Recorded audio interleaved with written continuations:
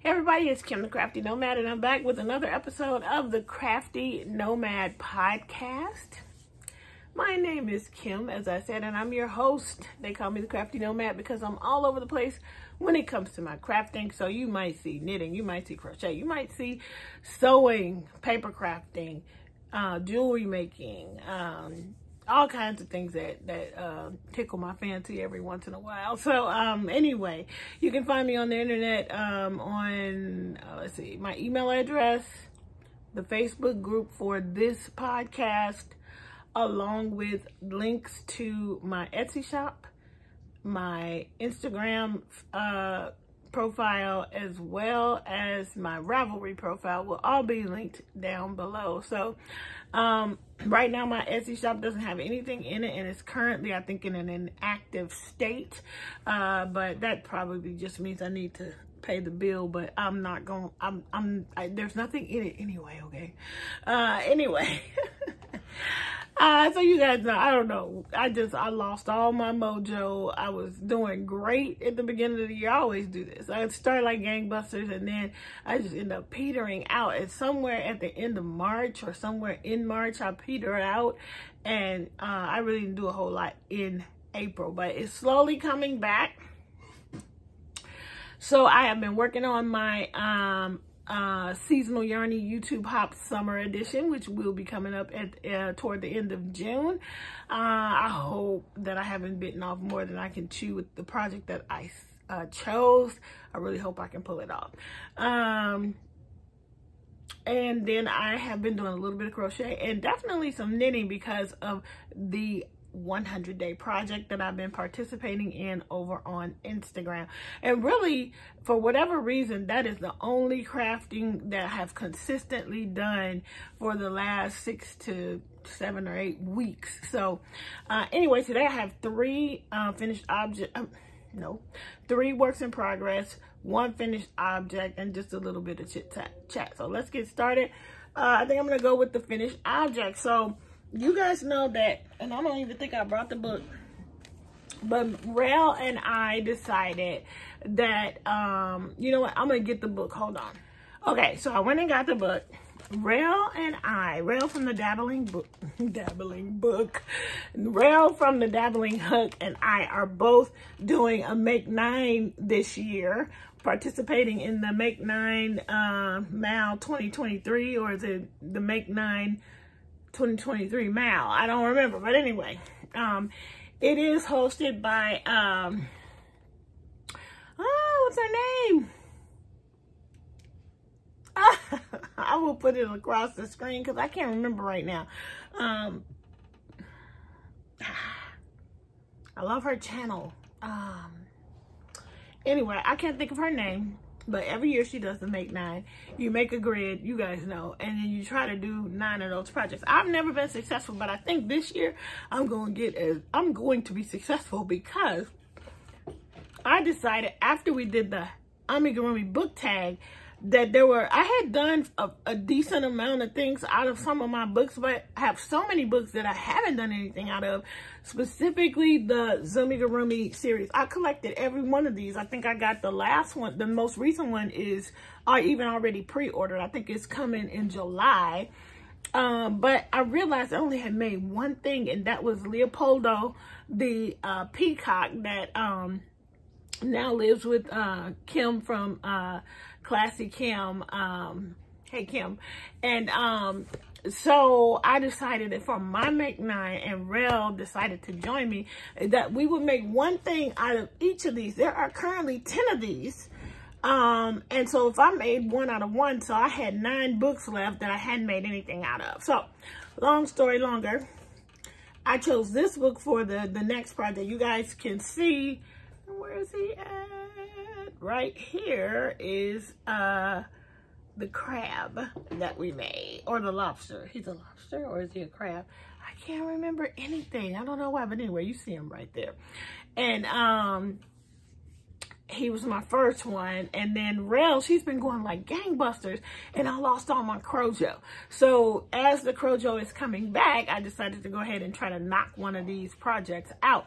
So my finished object is the Wasabi Bunny. Okay, and you see that here's a bigger picture of Wasabi Bunny. He is Wasabi Bunny, I think, because Wasabi the Bunny, and the designer is Little Muggles. And you know, these books are these projects are all by different designers. Like, you might have one designer featured that has more than one project, but there are several designers represented in these books, and they come from they're like compilations of patterns from amigurumitpatterns.net. And I believe you could get all of these books in a digital form, but I bought all of mine on Amazon because, yeah, like I just like books. So Wasabi the Bunny, the pictured one, is made from worsted weight yarn. This person that they use for the designer sample Vanna's Choice.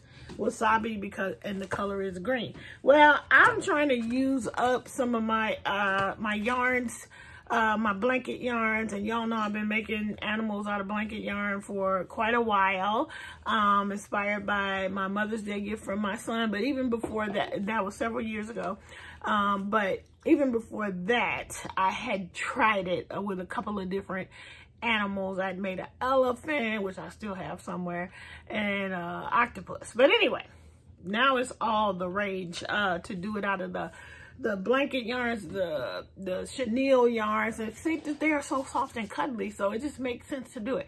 Anyway, so my Wasabi Bunny is not wasabi colored, but here you go. This is mine, and he is made, this is actually out of Big Twist Cuddle. And it looks like they have discontinued the Big Twist Cuddle at Joann's, but I did mine out of Big Twist Cuddle in like a gray and a blue. This is what I just had sitting around without having to buy, without having to go to the storage unit to pick up any. And this is Wasabi Bunny. I gave him blue safety eyes and a safety nose. And then this is just ribbon that they had you tie on like you were tying a tie, and then you cut it to have a sort of a tie look. So this is Wasabi Bunny. Now, I'm considering following I don't know, it might be too late, but the tutorial from Angie, hey cousin, from Loving Every Stitch by Ruby Baby. She did a tutorial on how to put the eyelashes on, and I really think this would be so cute with eyelashes. So we'll see if I decide to do that. I'm not sure, because what I've done with this, and the reason why I actually got it finished, is because I decided to try to organize a potluck at work to kind of try to, you know, lift up our spirits and, you know, just hang out a little bit and have and create some good memories at work. And so in order to incentivize everybody to participate, this is going to be raffled off at the potluck. So I enjoy doing stuff like that. So I decided to do that with Wasabi Bunny and Wasabi the Bunny. They can name it whatever they want to, but I'm gonna just lay Wasabi right there. So that is the only thing that I finished, but yay for me, because I haven't finished anything in a while. Anyway, there you go for that. Works in progress. I went ahead and started my next project. And I think it's in this one. This is the book for the Wasabi Bunny. So you see how this one just says Zumigurumi, no number? This is the first book. This is the first one. This is book number 4. And I went for the Emily the Elephant as my project. So that's my work in progress that I'm working on. And I am using, let me show you what I'm using. I am using a H hook, and I'm using this yarn here, which is from, I forgot what it's called. Let me see. It's from Ice Yarns, And it is called Velvet Chenille, and it's in the colorway Fuchsia. And this is a lot like, it's the same as Premier Yarns. I don't know, my brain. Anyway, it's a number 5. So my Emily is going to be Fuchsia. And oh, I'm done with the increases for the head, and now I'm just going in around, I think about 6 or 7 rows. So she's going to be a decent size. And yeah, that's work in progress number 1. Then you guys know I've been doing the 100-day project, and I decided that I am doing 100 days of knitting socks and 100 days of reading physical books. So you see my stand right here. I have my book here, and I knit and read at the same time. Now it has to be simple knitting, so I do it when I get to the point where I'm just knitting in the round, no ribbing. I did try ribbing the other night, and yeah, it was hard to do. And now the next day I had so many mistakes. So really, just knitting in the round for me works where I don't have to look, okay? So for that project, I finished 1 pair of socks already. I'm gonna post a picture somewhere around in here so you can see. I have finished 4 books. I'm currently on, today is day 68, and I have already started the 5th book. So 1 pair of socks and then what I'm gonna show you, but 5, almost 5, I mean, I'm on the 5th book. I'm really excited about it. I did decide to do everything nonfiction.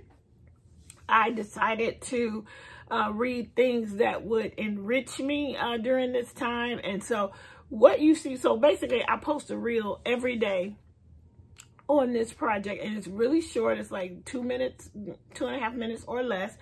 I share a inspirational reading from the book, something that inspired me, and I share that, and I'm knitting.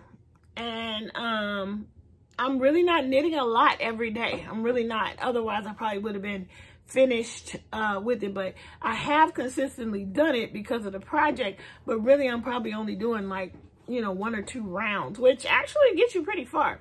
So the pair of socks that the second pair of socks that I started working on were these red velvet socks. And you guys have seen this. I am doing an afterthought heel on these. So I just knit the tube, knit the toe, and there's where that heel is going to go in. So I stopped there. I started the second, but in the middle of this, I started another sock so that I could get to the point where I could just knit in the round, and then you know, not have to worry about ribbing or decreasing for toes or whatever. So this red velvet sock was already finished.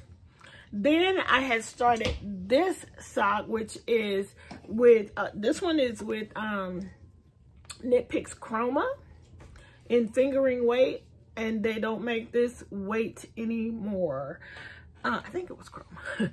And then, I always forget. This one is Lion Brand Sockies. The colorway is, I think, Red Hots. And so I knit this much leg. My afterthought heel is going right here.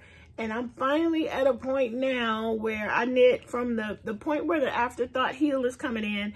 I knit 5 inches, and then I start decreasing for the toe. So I'm already at the decreases. You can barely see it because I've only done 1 round of decreases. I'm using on this one, I'm going to show you what I'm using, the needles. I got another pair. So I'm using these Addy Easy Knit Rockets. And for this one, you can see one needle is longer than the other. I don't know why that makes such a difference, but it does make a difference. This is a US 1, and so is this. So that's what I'm using here, and I am already decreasing for the toes. Now, I want to finish at least one more pair of socks. So at least at the end of this project, I will have 2 full pairs plus one, the half of another pair done by the time we finish, because today is day 68. So we have less than 40 days left. Okay. So, so there. So now, since I'm decreasing on this sock, I'm putting it down. And I picked back up the second red velvet sock. I did all of the ribbing. Let me show you. I got all the ribbing done.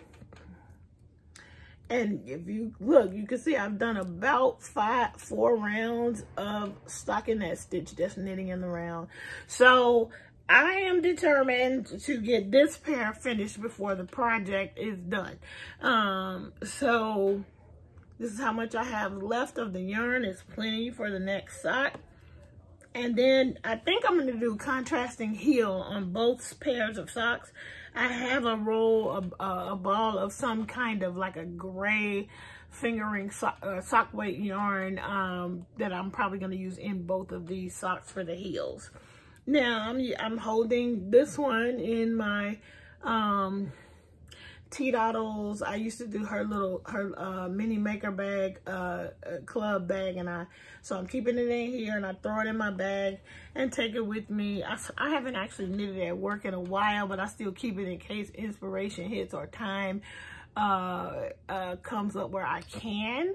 But anyway, that's that for that. Okay, hold on one second.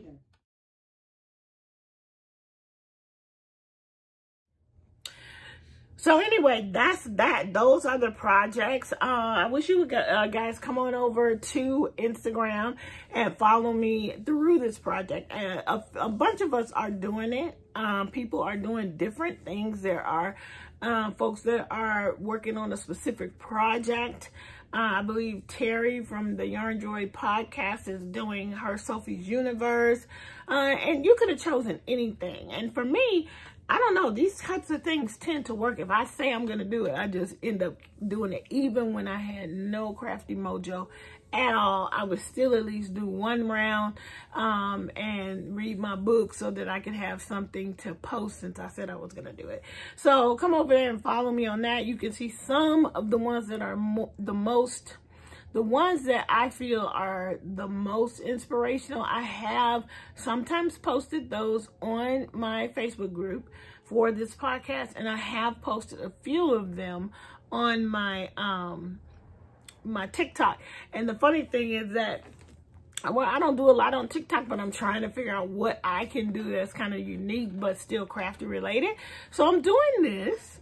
And it's good, but I think the reason why I'm doing it is because one of my son's friends actually has listened to some of the things that I've been posting. And I think some of the things that I've been reading from these different books, and hopefully I've put the picture up somewhere so you can see the stack of 4 that I've already finished.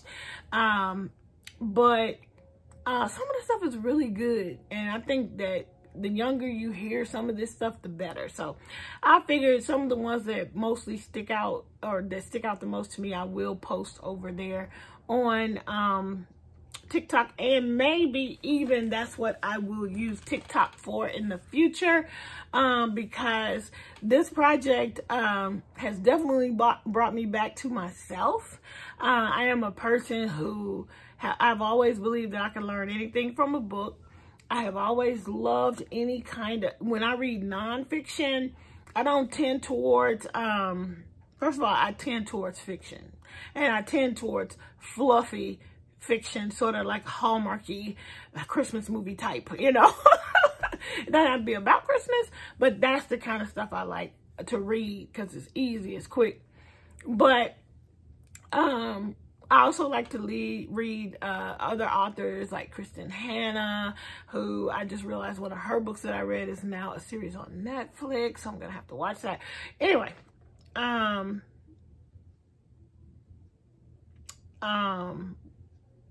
anyway, I love reading. But not only do I love reading, I sort of have always really loved to share what I've learned or share something that excites me about whatever book I'm reading, be it fiction or nonfiction. And so I've been like that since probably high school. But anyway, so it's fun for me to find a piece in a book, share it, and have it resonate with other people. So that's super cool. So I might continue this kind of thing, not every day, but that might be how I use TikTok. Once the project is over. So come on over to Instagram and check it out. I might even put one of them that really stood out about the busting open the pinata. I'll probably pin that at the end of this so you can hear one, and then maybe you'll want to come over and join me and check out some of the things that I'm learning from these books. Anyway, I think that's it. The other thing I wanted to tell y'all, I went to Michael's the other day. What's going on, y'all? This is the Michael's that is in Los Angeles. It is in a very vibrant area, but it's not like it's a strip mall or a suburb. It's dead in the city, you know. And I went, where's the yarn, y'all? There was hardly it. I wasn't gonna buy anything anyway. I was actually looking for things to add into some prize packages, which I did not find anything interesting in Michael's. I didn't stay for long because I was meeting people for dinner for a birthday celebration. I got there early enough to check out Michael's, and the yarn section is the pits. I'm sorry, but it's the pits. Now, I have been on I'm sort of determined not to buy yarn. So far this year, I think I have maybe bought three. Did I buy even three? How did I bought, for my project for my mom, I bought another ball of Lion Brand Pound of Love and didn't even end up using it. But I thought I was gonna run out. And then the other one was for my Spring Yarny YouTube Hop little shawlette that I made. I bought 2 little balls of that yarn because I thought that I was gonna run out, but I did not understand the pattern well enough. I had plenty to do the project. So that's all I bought so far. It is May the 1st. So y'all know I'm seriously on a thing right now, not buying yarn. I don't know. That's where I'm at this year. Yeah, I just went in and I really didn't feel like I was going to buy anything anyway, but I was just like, there is nothing to buy. So I don't know what's going on with the Michael's yarn section. Maybe they're going to put it all online. I just don't know what's happening. Comment down below if you know what's happening with Michael's. And if your Michael's is still fully stocked, let me know, because maybe it's just my Michael's.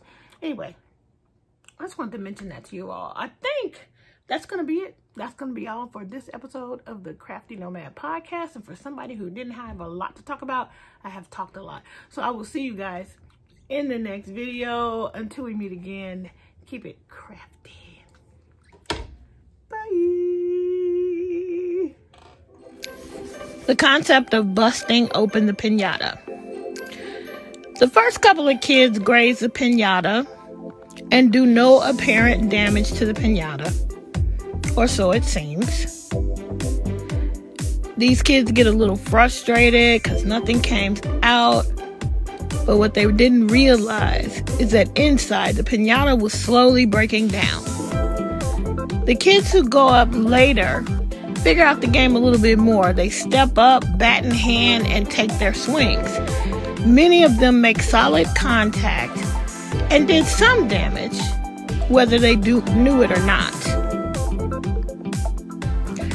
The compounding effect of pounding on the pinata, even if it seemed like the pinata was holding firm, was making a difference.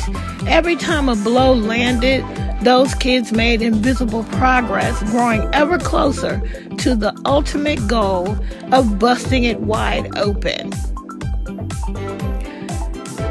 When the final kid goes up and swings, he busts the piñata wide open.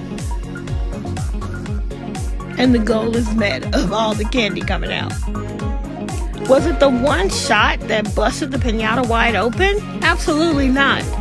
It was the compounded accumulation of all those hits that contributed to achieving the goal of getting the candy. Too many people quit their businesses, their workouts, or their relationships before the candy comes out. Although they're making progress, it doesn't always show up externally. My advice to you is to keep hitting the piñatas of your life, whether you can see it or not. You're making more progress than you think. From the book, The Power of One More, from Ed Milet. This was a paraphrase. Welcome back to day 54 of the 100-Day Project, 100 days of sock knitting and 100 days of reading physical books. Hey guys, let's keep knocking out those piñatas in our lives. I love that example so much. I will see you in the next clip. Bye.